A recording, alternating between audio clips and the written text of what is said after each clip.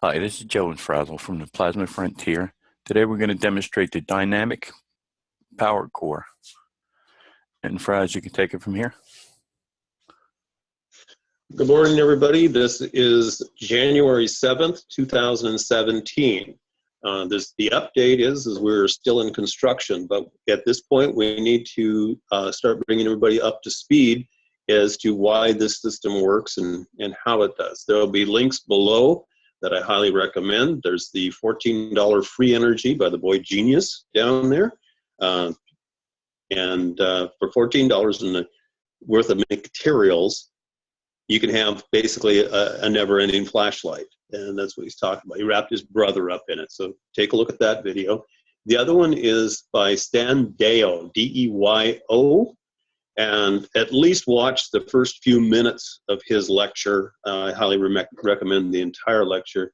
And what I want you to pay attention to is the sack of parts. That's the sack of parts on the table in front of the scientists.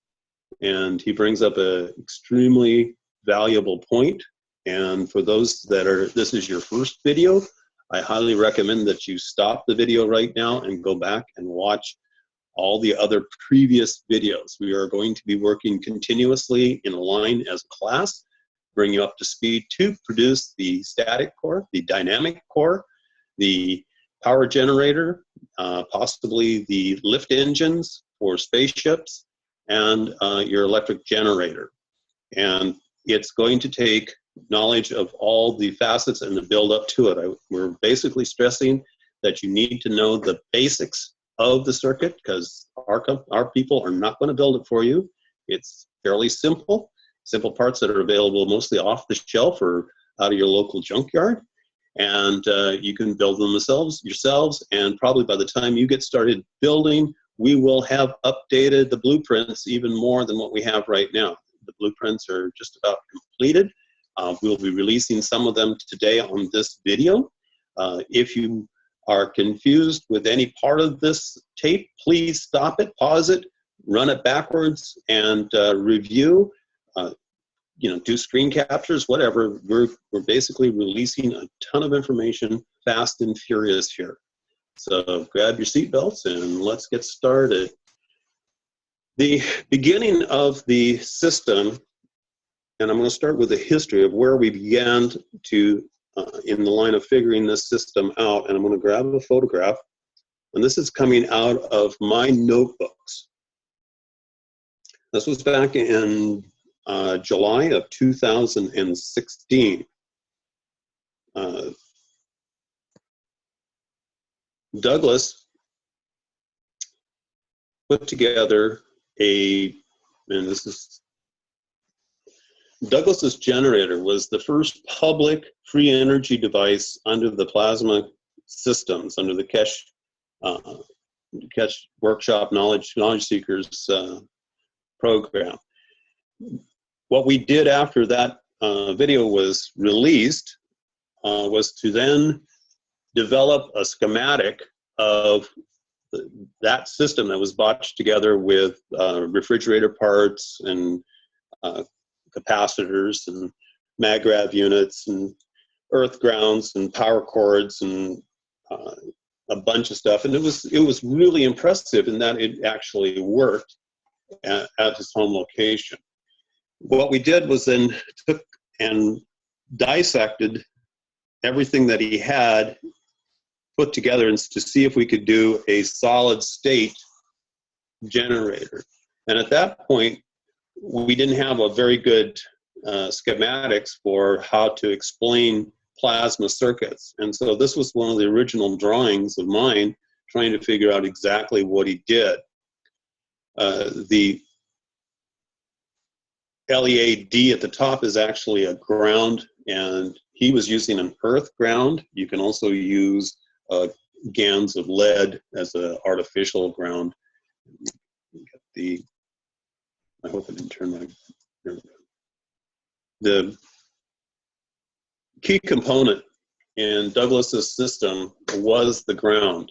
And basically what we were looking at was the plasma flow coming into the circuits and leaving through this ground.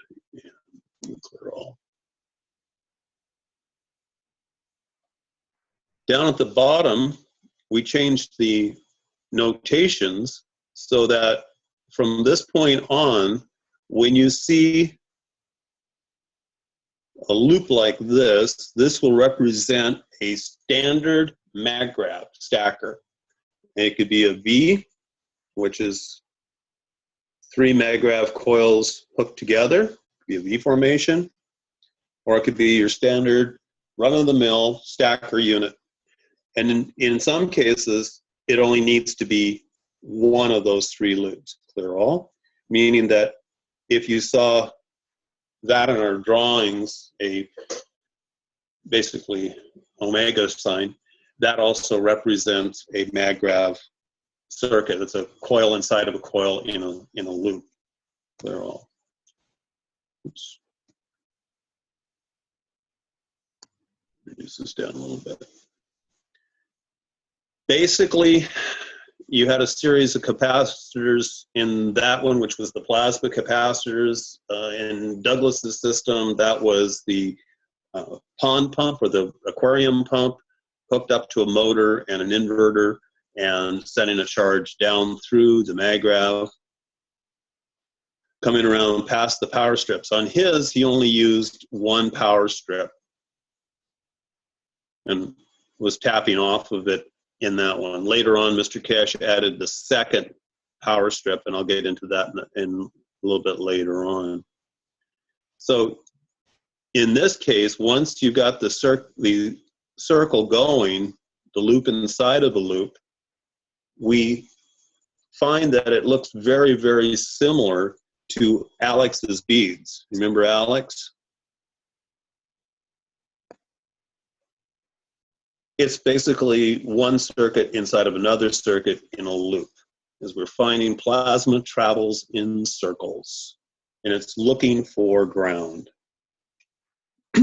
Later on, we modified this circuit, and you'll see that in the inside you've got, basically it runs from 4 capacitors on the upper right, it runs three capacitors, and in Douglas's system he had the 2 refrigerators, which were capacitors also, but they were switching capacitors. They went from start to run and set the circuits up.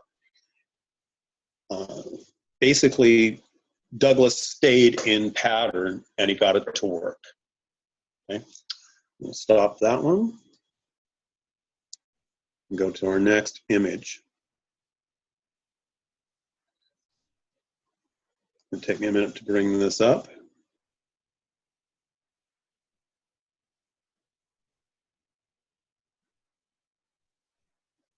This was one out of my book again. This was submitted to the Keshe Foundation, and it was kind of an agreement that several of us had, that we realized that the capacitors had a direction to them.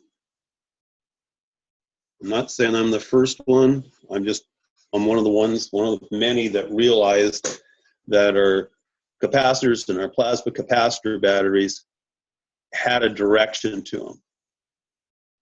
And if you listen to Rick's lecture, his plasma series, JC came in and talked about it, and it's really, really important. I'm not saying anything new.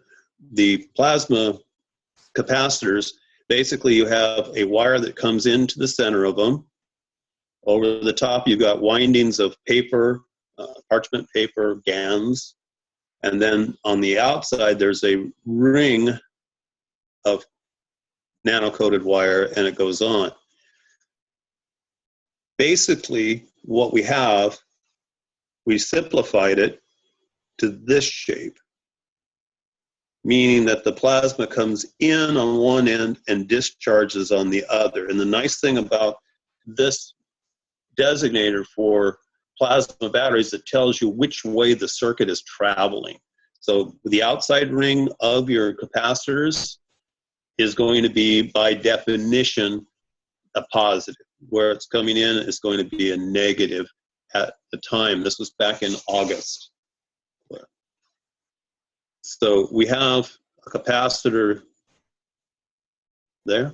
We have 4 of them there, jumps around, and it creates a circle, inside a circle, inside a circle. Now, in Douglas's system, over here, he had a switch. So once this circle in the middle got going, he turned the switch off and got rid of this outside ring. So when the circuit's running, the 2 loops are basically one inside the other, which looks exactly like Alex's beads. That's why it works. If you dissect your mag grabs, you have your inner coil and your outer coil, your 2 spring on the inside. It's this shape, the same circuit. The mag grabs work because they stay in pattern. Break the pattern, they don't work. What we started looking at is how do we offset Douglas's pump, his aquarium pump and inverter, because the aquarium pumps, because they're magnetic driven, they're designed to work in water. They have a ceramic shaft. They have no physical bearings. They have no metal on the inside per se. That's the good part. The bad part is those systems overheat if they don't have water around them to cool them. So you either burn up the rubber bushings at the bottom, or you break the ceramic shaft, or you chatter out the magnets that are in the inside. It's a short run.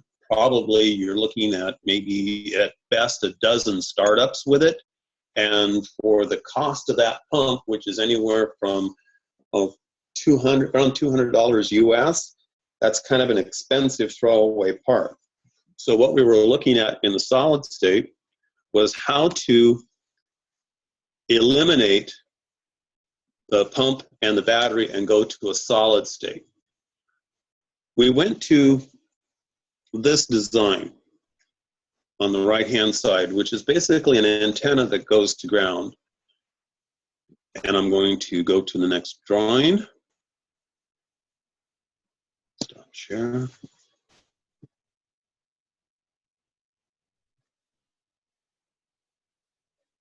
Photographs. Takes a minute to get these up. And this is the beginning of what we call the static. This is the beginning of the static core. And it's around August 2nd, 2016, thereabouts. Basically, you have your antenna. Pen to draw. And this is really old technology. This is used in the United States and the Midwest as lightning rods, meaning the antenna is placed above the building. The ground is an earth ground. This entire unit is underground. I mean, is outside, I'm sorry. It's all outside. You do not put this earth ground antenna system inside your building, because what happens is you have lightning strikes. And at the time when these were first designed, they felt that the lightning came from the clouds and went to ground. So it was in that downward direction, clear all. The lightning came in this way and went to ground. Later on, we find out that lightning also strikes from the earth and goes back to the clouds. And this oscillation happens hundreds of times per second. So you have a multiple lightning bolt inside a lightning bolt. What this tells us is this circuit, this static core, clear, is an AC circuit, meaning it goes both directions. When we're looking at that much, you could basically, you're looking at kilovolts. Okay, right now. You're looking at kilovolts. That's a little volt, that's worse than playing with megavolts, or it's a lot of energy. We don't need that much. What we want is basically just a little of the shavings off the outside, just a small amount. We want to pull what we need, not the entire lightning bolt. on the beginnings of this, those of you who are building with us, please do not take your units outside at first, and especially do not attach them to the ground, similar to what Douglas did on a nice clear day. I have a great uncle who played with a kite with a key in a lightning storm. It's a wonder he didn't kill himself, and that's good old Ben Franklin.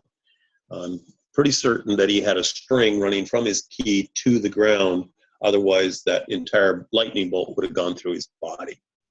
Please do not take these units outside until we get through with the entire build, or at least you've gone through our entire series and I give you the go-ahead. It can be extremely dangerous voltage-wise.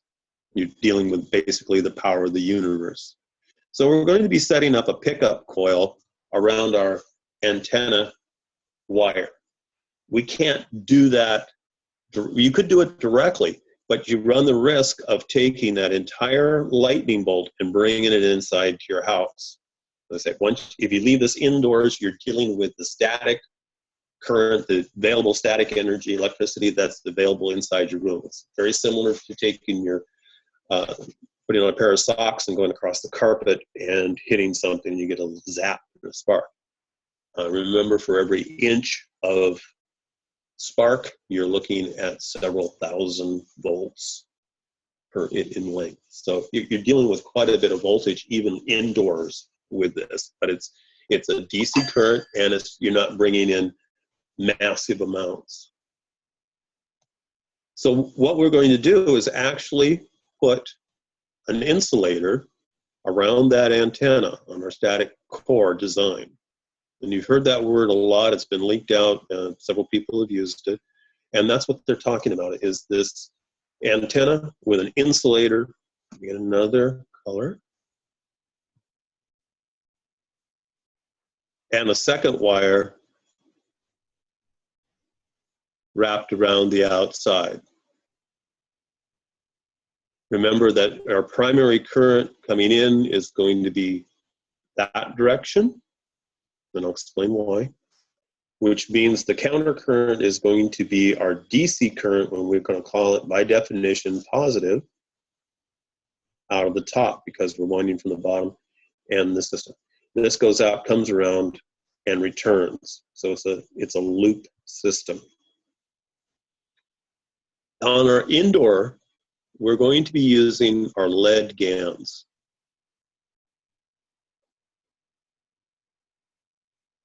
This is part of the receivers of the wireless energy system. We'll be using this in many different forms and many different applications, but the basics is right here on this original drawing. The lead becomes what we call an artificial ground, and this is why most of your batteries work in your car in its electrical system. It's the lead that basically traps that first pulse that comes down, and then your usable discharge just comes off in the other direction. Next image. Stop share.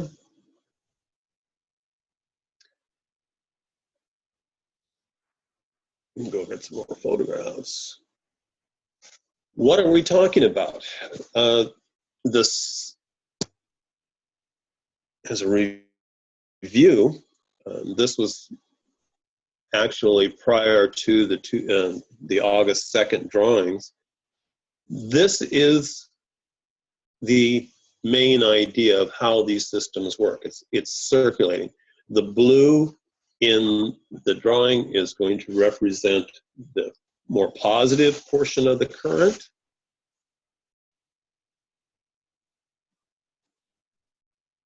Okay, the blue is going to be positive. And then the pink is going to be the more negative. And it's my mistake. I just was writing these stuff down and forgot about DC convention. But for right now, for just at this moment, we're going to, in my drawing here, the blue would represent the positive in that direction. And then as it's returning, it becomes negative. It's basically an infinity loop.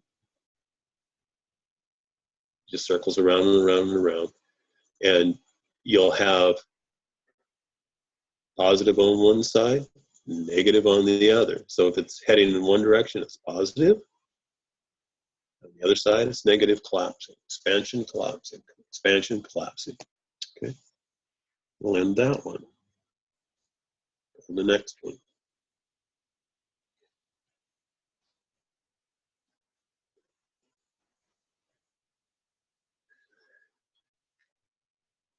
The big idea. I submitted this to the Cash Foundation the 10th of August. It was basically what I had seen in my mind's eye of how everything goes together. That, let me get a color. There are mistakes on it. I'm going to point them out right now.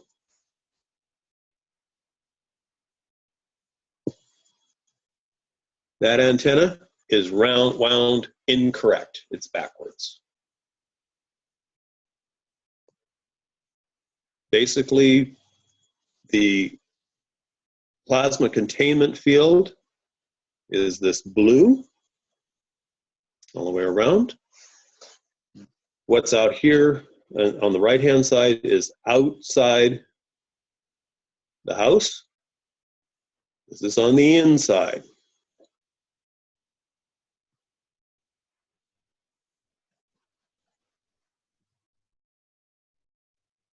Inside. The systems basically are separated by a wall.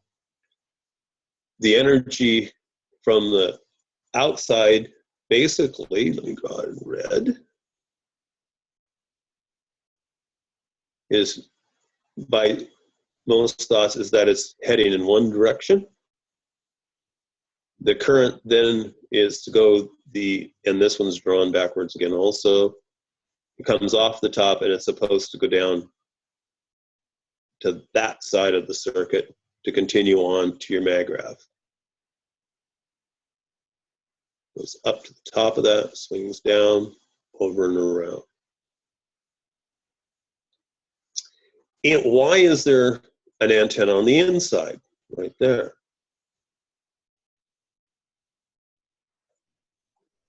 Maybe it did right. Anyway, clear all. You're basically transmitting, we're wanting it to go up and out and broadcasting. This has got a lead GANs. And inside this plasma field, we're transmitting, we're building the field to fill it inside. At this point, we did not have a containment field that was plasmatic. We just had a structure, which was the room of the building. And in my case, my house was completely nano-coated on the inside by mistake. And this formed a very nice plasma field to trap what was being broadcasted inside this area, inside the four walls. Clear. The wireless systems, once again, have lead GANs in them. There's a little loop at the bottom that represents possibly only a single maggrav coil, one of the flat maggrav coils out of the system, your stackers, one of three.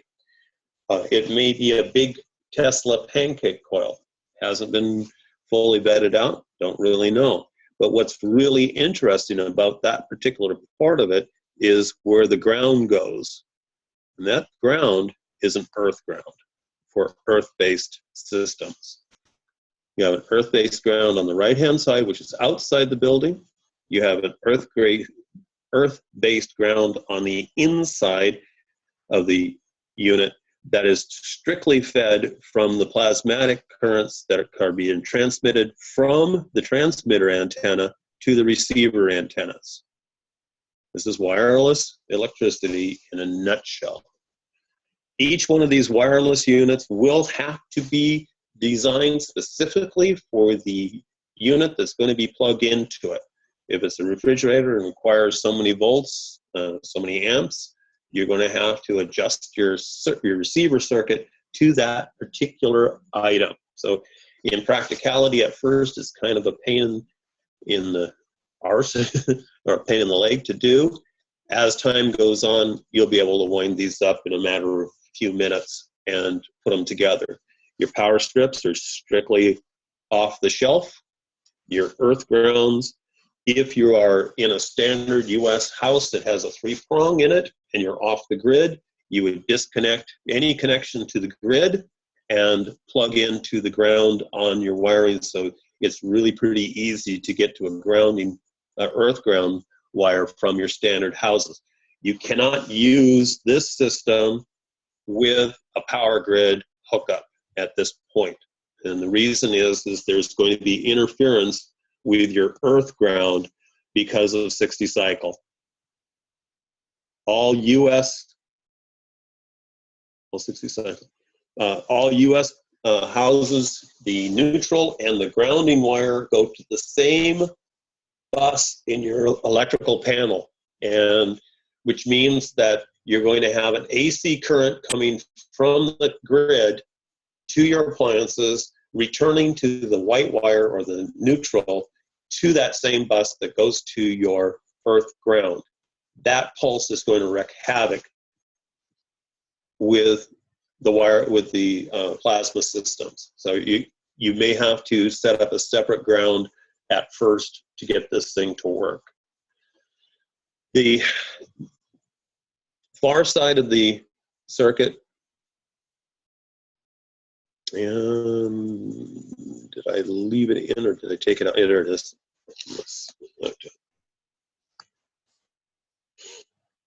The system has a second earth ground, and that is pin right there. It's close. Pin. Okay, it's close to your main, what we call idler circuit. In your idler circuit, which is plugged into the plug-in strip on your standard plug-in that everybody uses for their magravs, you have a fan and an LED. The reason for that is we're actually building up a little bit of amperage in the circuit to what the LED is. That basically puts a back pressure on the plasma system. It gets to a certain amount of amps, and then it allows the LED lights up and the circuit is completed, and it works at the power that's needed to run your fans, a small AC fan. The AC fan is important in these systems because this is the beginnings of your pulse. This is basically a way to mimic your 60 cycle AC from the grid, is to go to a pulse DC. And that means instead of having a constant DC like you would have from your batteries, you would have a pulse going back. And it's this pulse that we're looking for that makes everything work in the line of the capacitors. You've got 4 feeding 3, feeding 1 that are feeding the 4 and setting up the loop. And I said, this is back in August. So there's been a lot of development, not only by my team, but a lot of other innovators around the world. So this is just strictly history in what it looks like. The circuit hasn't changed that much. You will be using capacitors in your electric circuits at this point. We'll be using capacitors in a different mode in the generator and in the flight systems. It's a different hookup, but it's variations on the same theme. Okay. Once again, power comes in, goes through the magravs, goes through the antenna, transmits. Part of it through the primary circuit goes in, sets up your loop, comes back in, fills up the capacitors, fills up the capacitors, traveling at different pulses now because it takes longer to feed the 4 than it does to feed the single. Comes down, feeds the 3, which is now been bypassed. The 4 doesn't do it. That's continuing on the rest of the circuit. The 3 feed the 1s, which come back and feed itself, but they also go on. So you've got loop inside a loop inside a loop. Okay? Remember that we're still traveling in these loops. And I think what I'm going to do is jump to one drawing that I wasn't thinking about using right away, but I think it's a good time now. We'll stop share and go to another photo. And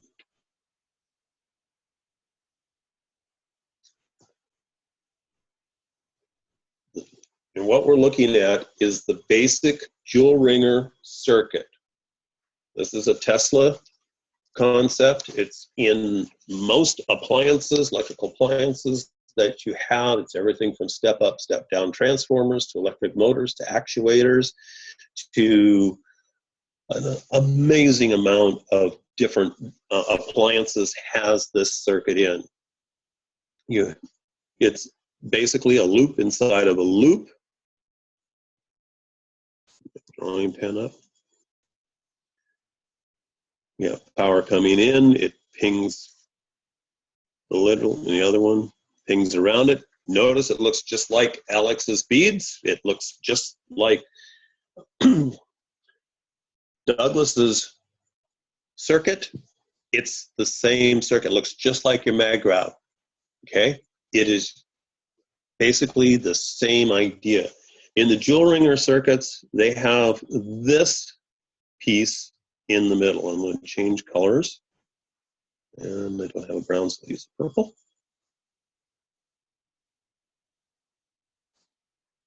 That little device sits there. There's no moving parts in it. It's known as a ferrite core. It can be iron, it can be steel, it can be a composite. And what it does, it basically sets up a magnetic field where it's at, and these loops run through it, electromagnetic loops. And because it goes through and excites that iron core, the iron gives up electrons temporarily, wants them right back, and it just sets up this large electromagnetic field. Magnetic, gravitational, magnetic, gravitational. You're starting to catch on. This is the key to going forward in the next circuit. Clear. I would highly recommend that everybody do a screen capture of this particular device. It's on my wall, and the question that goes on it is, why do we always try to screw up this circuit? It's a simple circuit, but every time we put it together, we mess it up, and instead of going right, we go left. This one, our team, each one of us, probably almost daily messes it up, and it takes somebody else on the team to straighten us out. I've messed it up time and time again, and Joe straightened me out. Joe's messed it up, and I said, Joe, you taught me the circuit. You know, you're messing it up. Cleve has corrected me, and I've had to correct him recently. It is so simple, but for some reason, we keep messing it up. And I take a look at a bunch of the other groups, and the problem that we're having is right in this system. You can run in one direction, and it'll do one thing. You can do counter currents, and it'll do another. It's still the same circuit. It's how you ping the circuit. What do you get out of it? It has to do with how much iron, ferric, CH3. Are you catching on? CH3, where you get it from iron, okay? And in the GAN state, you're probably grabbing one of the best ferrite coil cores you could possibly get your hands on, because you're in the monoatomic level. You're dealing with a tremendous amount of surface area for every little molecule that's in there versus a large piece of metal, which has got a larger volume but the volume to surface ratio is less because each item is larger. Smaller is better, more efficient. So the smaller the particle, the greater the surface area. The greater the surface area, the greater area for electrons to pass over. Okay, I hope everybody's catching on. We're going forward. Stop sharing. Go to the next image.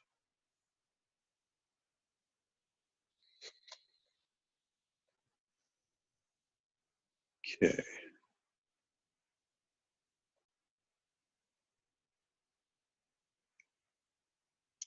We have a couple of connectors we're going to be taking a look at. And the first one is going to come off of our blueprints. If you see this style of drawings, it's from us. It'll show up probably all over the world from different groups and stuff, but that's, the Plasma Flip Frontier put these blueprints together, just to let you know, and they are copyrighted. Thank you, Armand. Armand put together the first plug and play, and basically perfected it to make it work well. It has a direction to it. We're calling the lower part of Armand's plug and play the catcher's mitt. This is like the baseball guy that's got the mitt on his hand and he's ready to catch the ball. That ring is the receiver of the plasma, and it goes on. So we're going in that direction. The wire going into it is like the baseball being thrown at the catcher, and that's your, in this case, the copper wire, different color at the top. Copper wires coming in and catching it. We have very little loss of plasmatic energy because it comes in, is picked up by these pickup coils on Armand's plug and play, and is continued down in and around. And in our drawings, we always go from the catcher's mitt goes to the inside of the core. So you're going into the gravitational. When you're wiring, when you're doing your coils and stuff, if you have the gravitational hookup, the one that's receiving it, put in your Armand plug and play right after you get your coil put together. You will thank me later. This can all be nano-coated and it's ready to go when it comes time for assembly, and it'll assemble without you having to go through the drawings and figure out which is gravitational, which is magnetical, which plugs into what. The bare wire plugs into the receiver, and that's all you need to know. The bare wire, which would be the magnetical end of the unit, we will, when we're hanging these to store them, we hang them on a earth-grounded wire with the magnetical in there, because the magnetical is feeding gravitational. And then that's sitting there, and then Armand's plug and play is at the bottom. And these can stay on that grounded wire indefinitely, because what's happening is it's picking up ions from the atmosphere and allowing that current to go to ground, and you're building your nano coating as these are being stored and waiting for you to use them. You don't GANs them until you're ready to go. Once again, this is a directional connection. This is by Armand. Plug and play. Goes down and goes into the gravitational. Okay. Stop share. We have a new connection, and I'm very pleased with my team on this one. This one took some head scratching from all of us, and because we've got a really good draftsman cleave. This is the cleave connection. Doesn't look like much right now. Stop share. But the way it's put together is just slightly different than Armin's. What we're looking at, I'm going to draw on this, the difference between cleaves and Armin's is we've got this extra piece tag end sticking out. In Armin's, his comes, let me clear. In Armin's, this comes up and is bent back in. That bend back allows just a little bit of plasma to escape, change colors,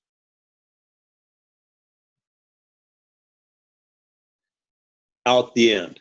Not a lot, but it's enough.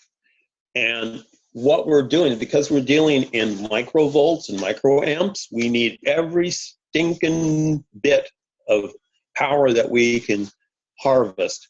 So a bent over wire is not a wonderful thing. Okay, you're bleeding power. You're reducing. If you're running, let's say 1 volt goes to 1,000,000, and you're only picking up a half a volt, you've lost, 500,000 volts of pressure because you lost a half a volt in the beginning. That's how important this is. This connection is used as an AC in AC applications where you have an alternating current flowing through the wires, meaning that it comes down in one phase and drops into it in the downward motion. And then say, change color. On the rebound of the AC,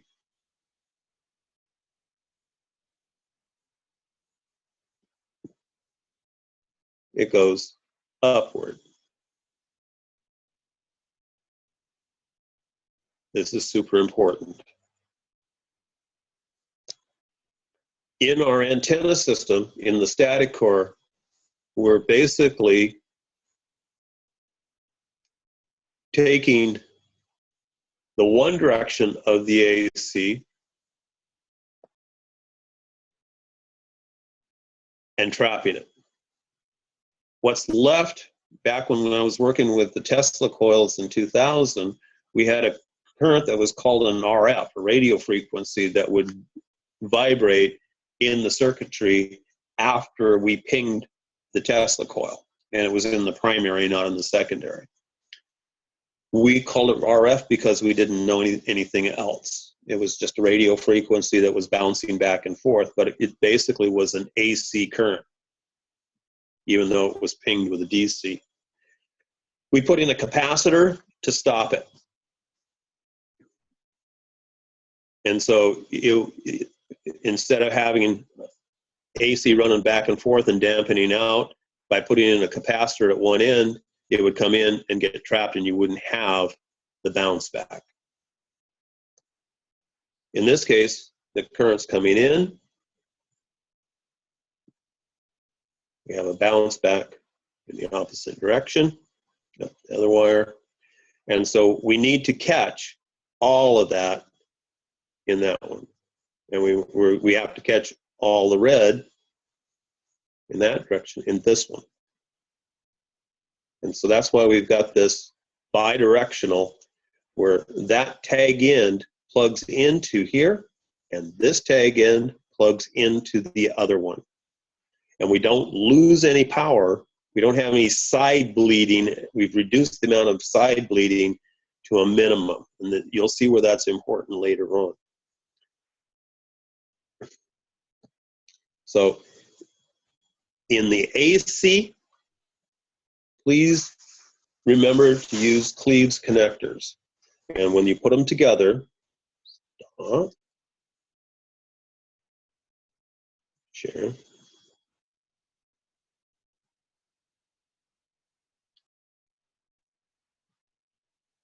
They look like that. They look like that. Your AC current travels back and forth, down,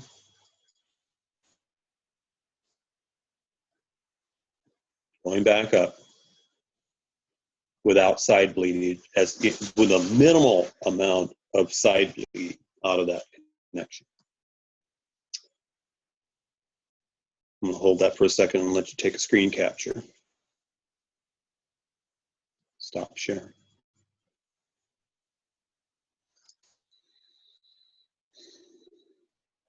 Okay, down to the bottom of my notes. Now comes the fun.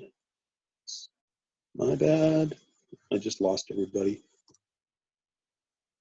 Coming back. Here we go. Share.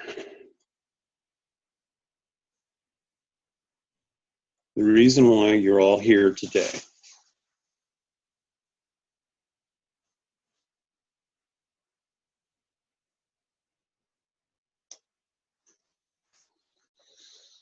I'm going to let this sink in a little bit.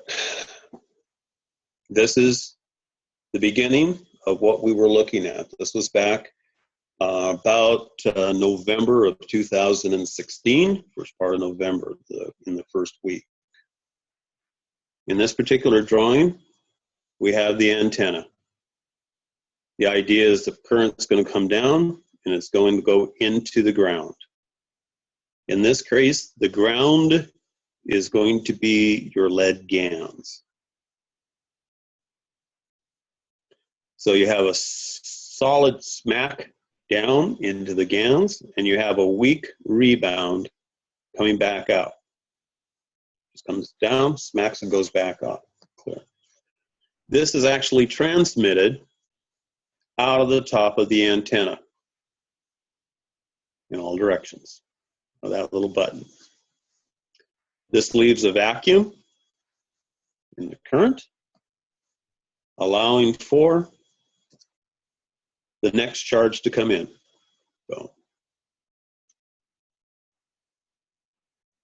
and it repeats and repeats thousands of times per second.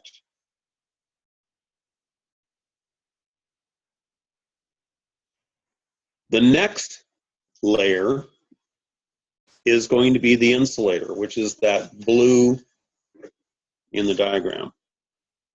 That little blue spot right in there. That is a piece of, believe it or not, 1/4-inch PEX. Is what we found at work. It could be something as simple as electrical tape. It could be anything that's thin that is non-conductive. That's your power supply goes through. And for the Tesla folks, this is your primary. This is your primary pickup coil. This will be positive at the top by definition, negative at the bottom by definition. That plugs into Douglas's circuit.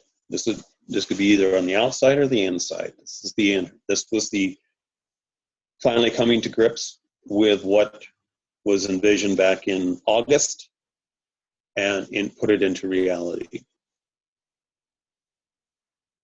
At the top, we have some caps. These have to be in place before you continue much further, at least the one at the bottom.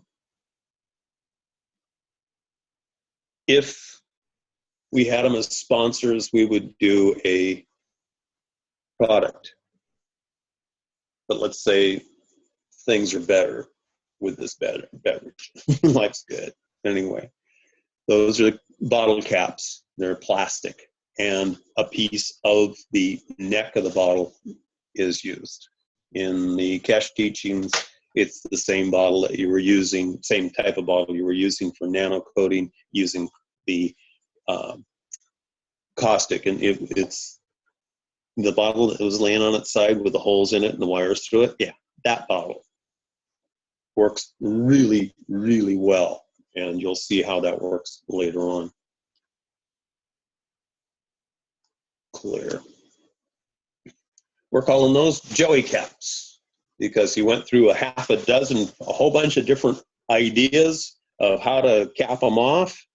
And son of a gun, those bottlenecks work extremely well, and they can be epoxied into the next layers. This is the last time that you will hear us call this circuit a static core, because from now on it's going to become dynamic. Everything changed at this point. We've been working with several people. We couldn't get them past this point. We went on, and this is the make or break of your ignition system. This is the electrical core. This is what starts everything working. Remember, your power comes in from the top, from the atmosphere, and now comes out the top of the wire. At this point, all you have to do is multiply it, beef it up. Make it so it's got some amperage. Make it so it's got some force. Make it mimic AC. What you're looking at right there is the key to everything to make it run. At least it is one of the solutions. Clear on.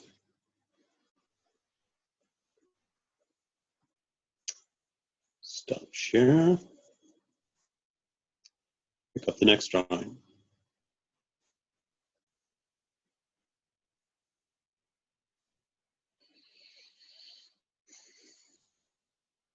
Which one are we going to next?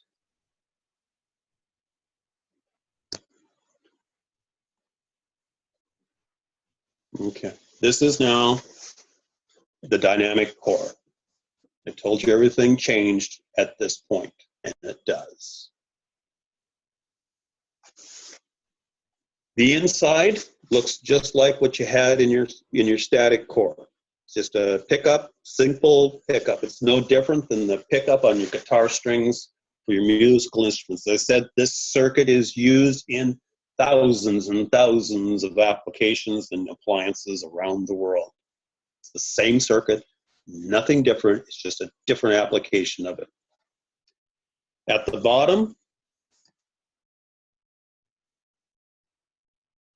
right there, is our joey caps.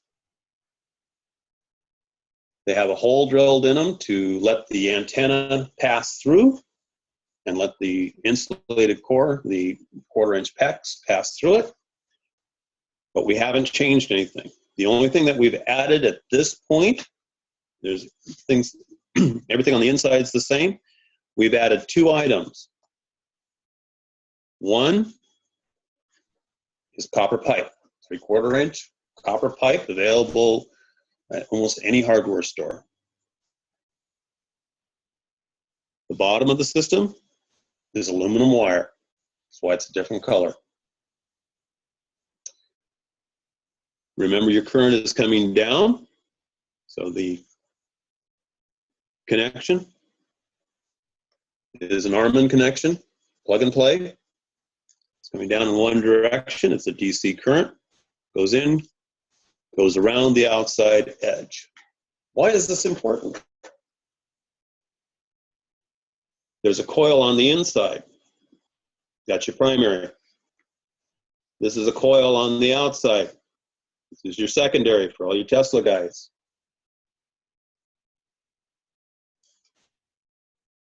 Clear on. Clear on. Big reveal. Stop share. Remember, take a good look. This is the base of the dynamic core. The bottom has aluminum wire. It's not a whole. It's not a single metal unit. It's a tri-metal unit. Stop sharing. Big reveal time.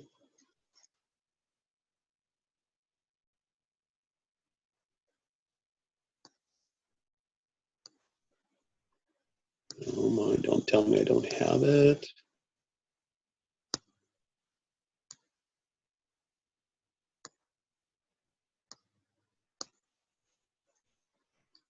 Thought I had everything set up here. It's probably 1 minute while I go through my older notes.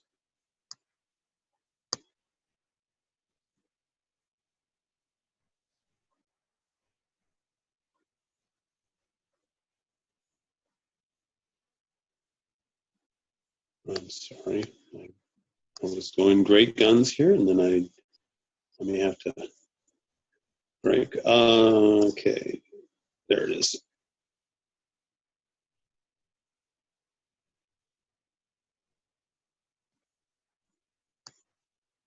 Remember this, folks?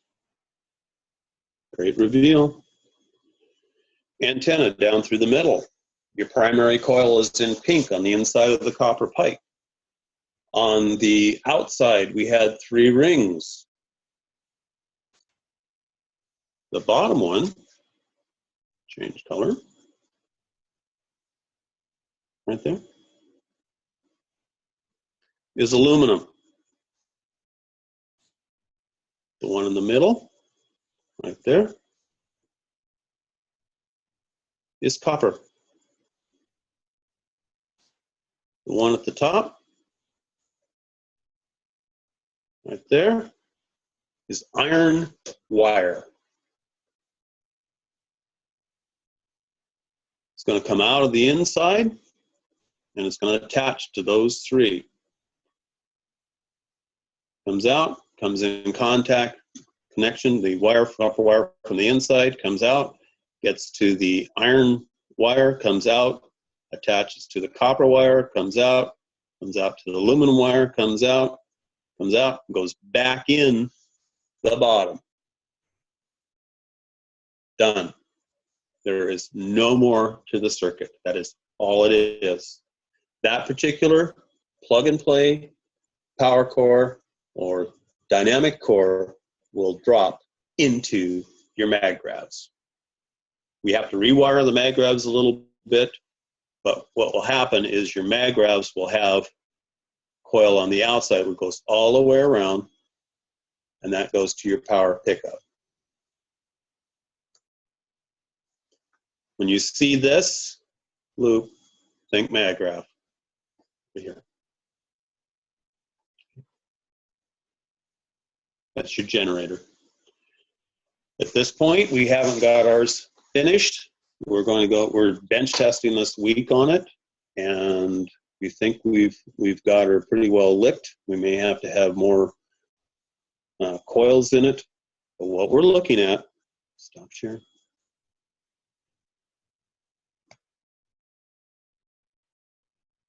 Share a picture.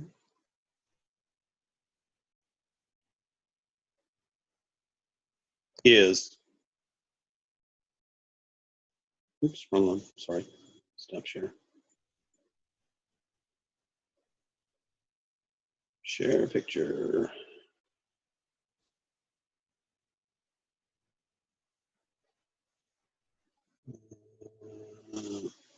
That one. Is that drawing. This is your step drawing.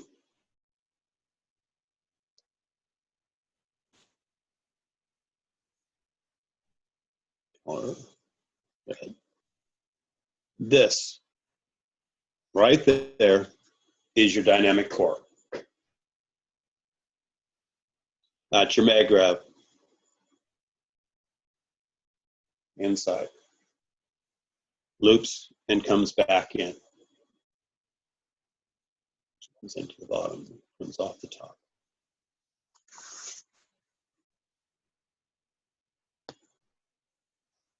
Comes off, goes in, goes through the mag grab, goes around through your appliances, and comes back. Yes, you have to have the other circuits involved in the middle. This is the wireless. This is the transmitter. But it's the same circuit. This is the same circuit. This is the same circuit. These little guys in the middle are the same circuit. What circuit am I talking about?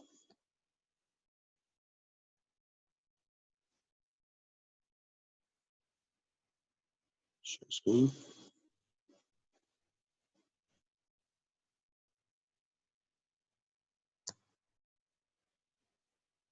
That circuit. That circuit is used over and over and over and over and over. Everything that you want is basically, from what we can understand, is related to this basic principle that goes throughout the universe. It's no different. It's the same thing. It's the same process. In the next few videos, we are going to go deeper into some of the other ways of dealing with that one in more detail and other appliances. We have 3 right now that we're going to be going into the R&D with. We're looking at a possibility of a medical unit also. But anyway, I'm going to let have Joe come back on and do a little bit of fill while I go grab another image. So I'm going to stop share. And Joe, what I'm going to have you do while I'm looking for more pictures is show the actual mock-up. And I'm just going to let you riff. And how deep you want me to go here? Go through the, you've got explanations, you've got one, yours is smaller than mine. Go ahead and show them that one, and show them, and I'm going to drop out for a second, and I'll be back. You go ahead and riff. Okay. What we have here is the center of the dynamic core. And what we did here is the soda caps. Let me pull it apart so you can see. And we decided to put a 1/4-inch PVC tube in here to stabilize this and isolate so we can run our antenna through here. We can isolate the antenna now with our inner GANs. And what this allows us to do is to use off-the-shelf parts, number 1. Number 2, these caps are perfect for the pipe. They go in, they lock. You just put a little bit of resonance around and glue whatever you're going to use, and you can cut the caps.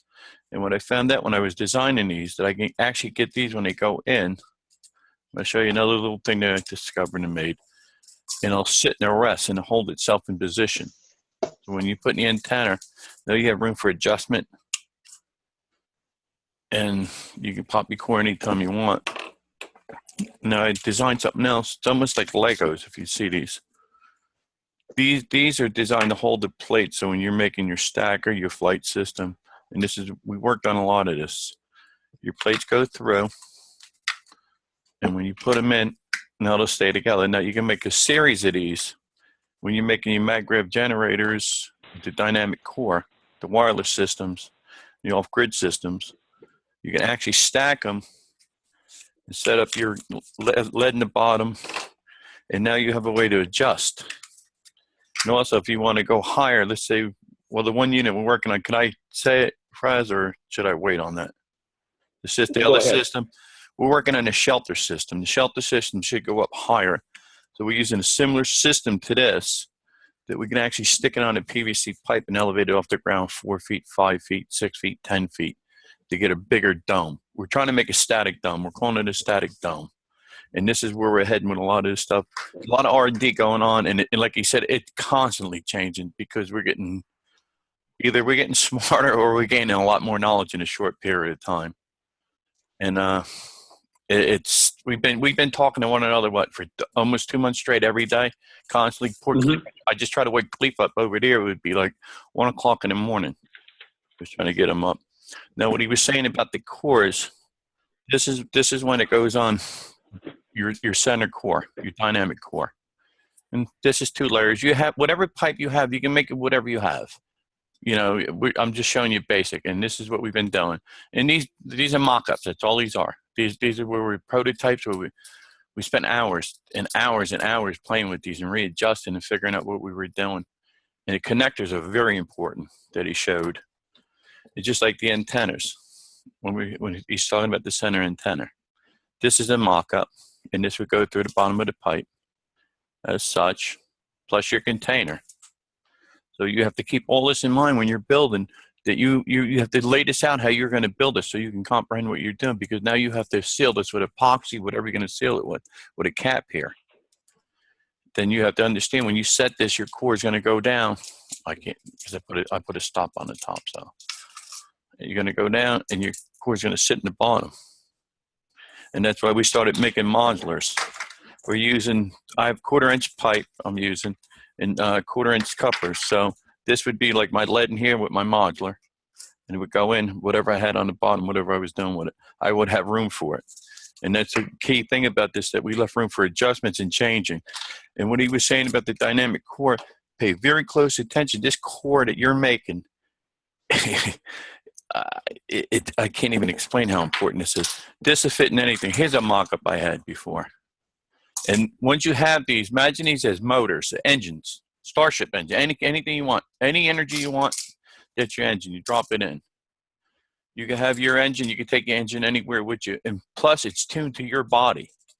And this is something that, if you didn't see the other videos before this, you're going to understand this. Your DNA's in these. Your blood's in these. All your connections are in here, from your lymph system to your blood. And this took a long time for us to figure out. Frazzle spent hours and hours and hours going over this. We all have. I don't even know how many hours we got in on this so far. But hopefully we're going to release a lot of stuff very shortly. Yes. It's all yours now. Okay, I'm going to bring up the dynamic core now. Okay, I'm going to block all my stuff so you get bandwidth. Okay. Thanks, Joe.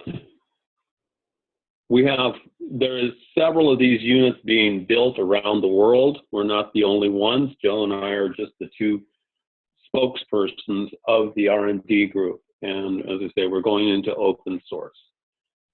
Dynamic core. That's the unit that Joe just dropped into the PVC pipe. At the top is the antenna. And let me draw real quick. That right there is Cleve's connector. You have no idea how important those connectors are. This allows you to change the height of your antenna, to tune your antenna, to use different tips, to use different configurations. It's the difference between having a CB antenna and having a television antenna, or having a shortwave antenna or a microwave antenna. What you put on the top changes what is picked up in the line of frequency. Clear all. Clear all. Zoom in a little bit. I don't know how far I can zoom, that's about it. The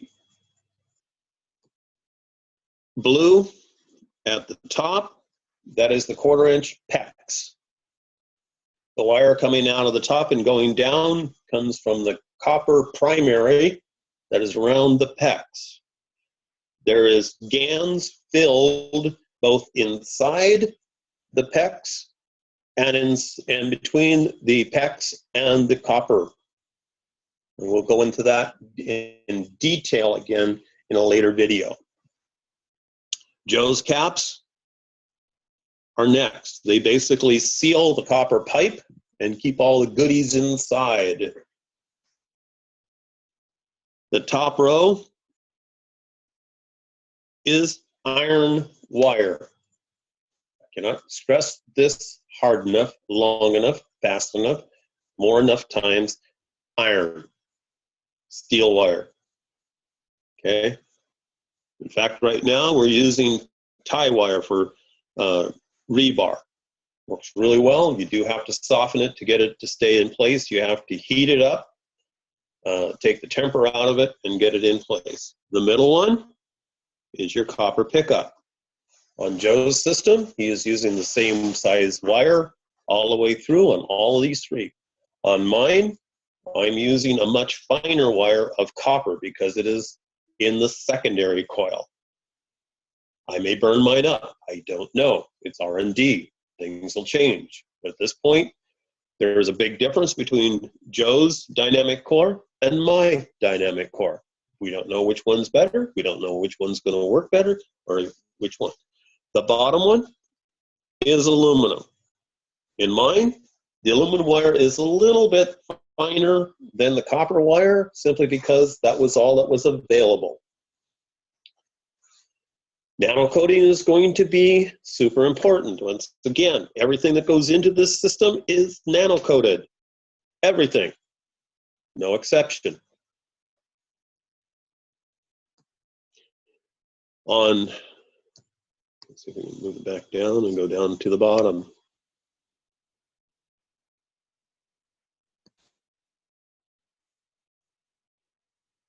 Drawing. Because we are dealing with a receiver on an indoor unit or with a space unit, that bottom piece is your lead GANs. That particular one is sealed. Everything inside it is sealed, so it can't get out. As far as I'm concerned, anytime you're handling lead, you're handling something that is toxic. So you handle it with gloves, you get it sealed up, you get it contained, and you're fine and you're safe and you're ready to go any place, anywhere in the world, anywhere in the universe. You can go now with it. If you are going to do modular like Joe is doing, there will be a cut in that wire at that point, and a second cleave connector will be placed between the bottom of the antenna and going into the lead GANs. On the systems, when we decide to say that it's okay, you could unplug that and possibly, and I'm warning you not to get into a big hurry, because you may be dealing with maybe millions of volts that goes to your earth ground. You just plug and play, unplug and go. The cleave plugins are sitting there ready to rock and roll if you choose to go that way. At this point, the word of caution is, until we find out what we're dealing with in the line of voltages and amperages, stay with your lead GANs. So, like I say, play, but play safe. So that is the dynamic core. The reason why it's dynamic, this is supposed to give up as much current as needed from it. We'll be using another set of coils as a multiplier in the future videos, but it's safe to say that we're probably going to be dropping this core right straight into your stacker mag graphs, right in the center. I am fully convinced that Mr. Kesh understood this when they designed it in the factory in Italy. And it's like we finally figured it out in the lineup. Oh, now we understand. Here it is. The generator has to have the dynamic core dropped into it to make it work as a generator. At this point, we think there is a wiring problem. Mr. Kesh has also alluded to that. We'll find out when we get the cores up and running. And as of today, we're still in assembly. We're still working through the hands-on assembly issues, meaning, do you seal it up before you put it in? When I said earlier, it's like playing with a big engine in a small car. Do you put the spark plugs into the engine before you mount it into the frame? Or can you go in through the firewall on the side and change the spark plugs later? Right now, it looks like we're going to have to put everything together and seal it in advance, which means there's an order of assembly. And as we get into further videos, we will detail explicitly how to get from one step to the other. But right now, we're trying to get this out so that people can start thinking about the concept and seeing what we're doing. Your power basically comes in as one charge, leaves out through your coils. The copper pipe is like your negative on your capacitors. It's down, around, and comes back in. And we're just setting up fields.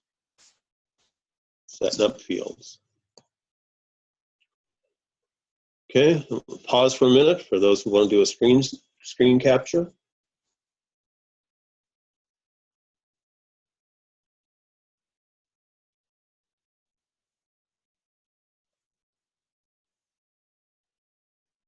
Okay. And are we back? Okay. Put my screen up big so I can see what I'm doing.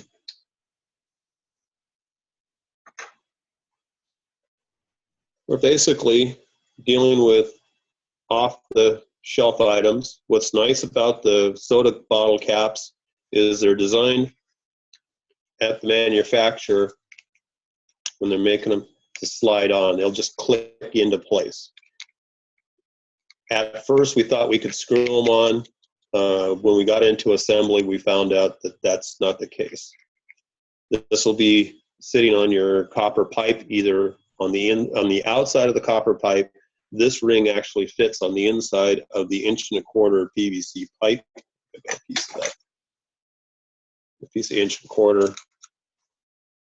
and it slides really nice right into the inside and getting another seal.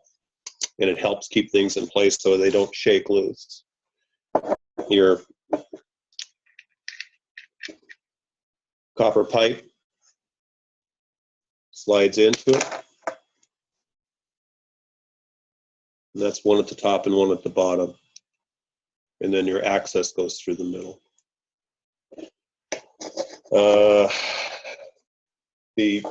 In the case when Joe showed you his, this is my mock-up.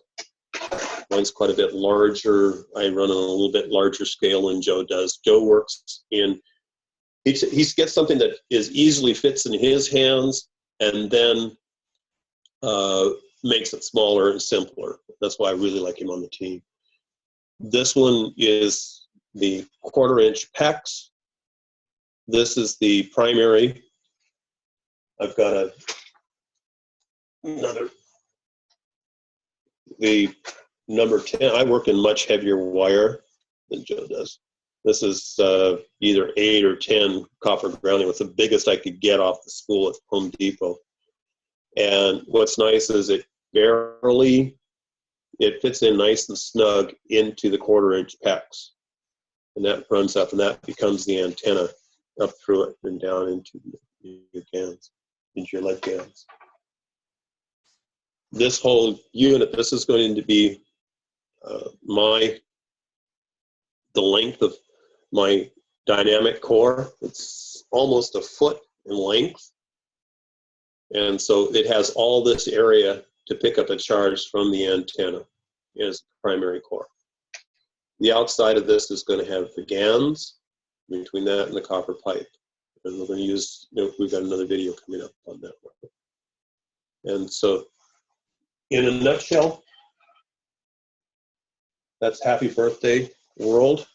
Hopefully a bunch of you get working on this and start putting your generators together, because in the Northern Hemisphere, this is winter, and especially in America and Northern Europe, it's really cold. And we've got friends that are basically freezing right now. They have no electricity, they have no other sources of heat. And the folks at the protest in North Dakota, in Dakotas on the pipeline, are some of our friends. And we're working as fast and as furious as we can to get you something to keep you warm. And that's where I'm at right now. So, okay, Joe, take it. I'm getting a little teary. Well, like Fred said, our whole premise of all this, it's when we first started out, we all have the same hopes and wishes and thoughts, is to change everything. And that's basically all we're trying to do. If you have power, if you have shelter, that's a game changer. You're working to kill yourself. You got electric heat, you got lights, you need lights, you need electricity. You need a place to stay. At least if you have power, you can always create anything. You can build a house out of anything. If you have a way of heating it and lighting it, then you have something. And this is basically what it comes down to. Our hopes are so big. You're talking about electric cars. You're talking about not using fossil fuel. You're talking about changing the game, growing food year round. You're talking no more starvation. This is monumental, and this is a big project to take on. But you have to do it. Even if you don't want to, you have to do it. As a human being, you have to do this. We have to make steps forward. You can't keep pointing fingers and blaming this one and that one. It doesn't work. In this hate game, and this, he's this, I'm that, it doesn't work. It's not, they use power struggles to keep us dumb and stupid and hate one another. That has to stop. All that has to stop. And the only way to make it stop, if everybody's on the same playing field. And that's basically the way I see it. We have no borders. There is no borders. Again, Fraz, I think Okay. Yeah, you're getting carried up now too. That's good. Basically, what do you need electricity for? And one of the things the team has looked at pretty heavy during the entire build. You needed electricity primarily in the minimalist is for light. This extends your day so that you can do more things after the sun goes down. In the middle of winter, we have here in northern United States about 6.5, 7 hours of daylight. The rest of the time is dark. This is a game changer. This means that you can maybe read a book. And because we now have the availability of LED lights, back in 2000, this project would have been moot. I mean, it's like, why do you want to produce that little bit of electricity? We think that right out of the box with the dynamic core, you should be able to light up, a dozen or so LEDs with a constant power. And the new LEDs are really efficient. And the nice thing about the LEDs is that it puts up a back pressure in the plasma because it's a diode. And diodes, basically, it has to get up to a certain power before it jumps the circuit. And basically, it's a spark gap. When we were doing Tesla coils, we went from the open spark gap to an LED, because we were only running 1.5 volts at the time, so that we got a good, clean ping from our primary to our secondary. And when we got that good ping, and it was in a way that we could meter it. We could close the switch, get a ping, open the switch, and the faster the person was with the button, the better. Or we were just using reed switches. That's when we figured out that we had another problem in the circuit, which was that RF, that AC. Well, now we're taking that same principle and saying, at least now, with what's available in the atmosphere around you, the static electricity in the atmosphere around you and the air around you, you should be able to at least have light at night. So now it goes to, how do we fool the refrigerators to work, which will be the second. And the way Douglas showed us, and I give credit to everybody I can, because all we're doing is standing on the shoulders of giants. The refrigerator is what's going to keep your food cooler longer, and which means that it gives you more time. If you have to go out and scavenge for food or something like that, you have a place to put it that's cold. Now, instead of having to do it every day, you can do it once a week or once every 2 weeks. You can go for food. Heat is really important. And what we're looking at is now looking back at some of Tesla's work, and a few of you guys, and this is what we're hoping to spark the interest, is there a way to bump up the voltage and put it into Tesla? Right now it's used in home appliances right now in the tops of your electric stoves, and it's an induction coil that heats up iron pans. And if we can get the frequency right, and I'm doing a little bit of study right now with my magravs, is to put a piece of cast iron onto a induction coil and get some heat. And that means that the burner doesn't get hot. That copper coil doesn't get hot. It isn't like your resistance burners that are in the electric stoves right now. It's an induction, and it heats the metal of the iron. Okay, the resin, and that's I keep stressing this iron business because it's going to come into play many, many times. That's going to, an induction hot plate basically means that you can possibly cook your food or keep it warm. If at least can keep your coffee cup warm while you're working on something else in the cold, this is a plus. A hot beverage is really great, and having just a little iron cup on on an induction coil next to your mag graph that's being run with this dynamic coil means you've got a little bit of warmth. You can maybe melt some ice into water to drink. If it gets hot enough, and some of these are like instantaneously hot within moments, an induction stovetop, you're boiling water really fast. Well, that's not very much energy now to boil water and make it safer to drink. You get rid of the bacteria and stuff. And yes, the CO2 gases and some of this other stuff will help with water purification. But we get into basic survival. If you can boil your water quickly, this is a game changer for health. We take a look, if you can boil water, then that changes our thinking in how we go to the next step of heating our homes. We don't need to use gas or electricity from the grid or coal or wood. We can just use maybe an induction coil and heat our homes as we need it in the space that we need it, and be comfortable. And the folks that are camping out, Standing Rock, my goodness, most of them have there's the cast iron, kettle out there, and all you have to do is put it on an induction. Well, this may keep your tent warm at night, and that's kind of an important thing. So heat, cooking, refrigeration are all super important, and what's holding us back is basically that basic circuit, getting it wrong, or we keep making the left-hand turn instead of making the right-hand turn. Look at your jewel ringer circuits. Look at what the components are and why they work. In the next coming videos, we'll be talking about multiplication, and I'm going to tip my hat to the guys that have done the coils and the mathematics and all the work that they've done. My goodness, the years and years of work that those folks have done, the coil winders. I'm amazed. If it wasn't for them, I wouldn't even had this little bit of insight that we've had for this project.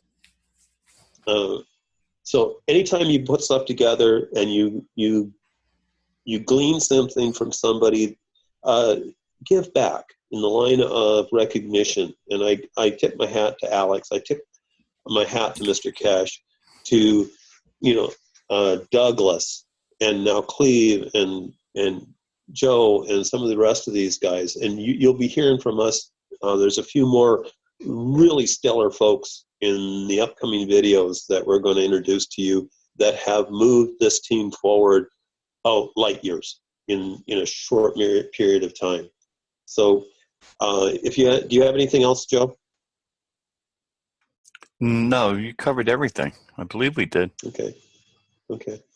So this is, for those that if you haven't taken a look at our first videos, especially the first amazing step, the number 2 in that series, which is the one that has the jigger on it, one of my favorite props now.